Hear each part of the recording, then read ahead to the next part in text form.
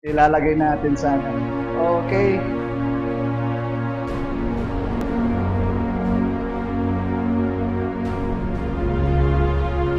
Praise God. Gusto ko lang ikalma po na yung aking sarili. Ano po? Para kahit paano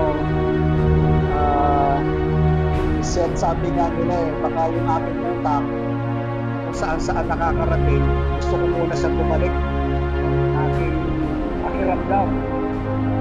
Mahirap kasi mag-praise kapag yung Espiritu ng Panginoon hindi mo makapa.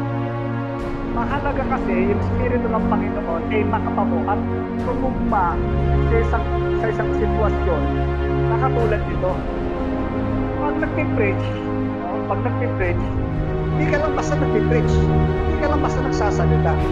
Kailangan mo ng tawag nito yung kasihan ng Espiritu ng Diyos yung mga sasabihin mo. Kasi magiging useless yung mga sasabihin mo without the anointing of God. Sabi ng Bible, anointing breaks the yoke. Bakit? Ano yung yoke? Ano yung anointing? Anointing, ito yung bumabasag sa yoke. Yung yoke, ito yung bigat. Ito yung pumapasag sa yoke. Kaya kung wala yung anointing na yun, useless itong pag-uusap natin ito. Pasok dito, lalabas lang doon.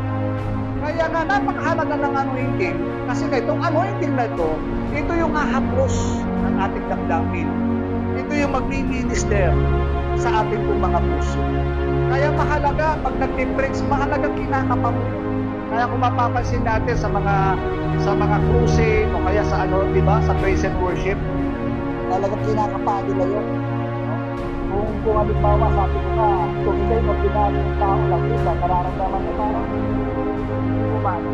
So mahalaga, kinakapa mo yung Espiritu ng Panginoon. Hindi mo lang sa basta i-release. Masabi, mahalagang magbasbas ng Espiritu ng Diyos upang ang bawat salita na mamutawi sa likod ng Panginoon ay maging buhay sa ating puso. Ngayon, handa na ba tayo? Amen. Ready na ba tayo? Ang sabi ng Biblia, makinig ang may pandinig. Pakinggan ang sinasabi ng Espiritu ng Diyos sa kanyang iglesia.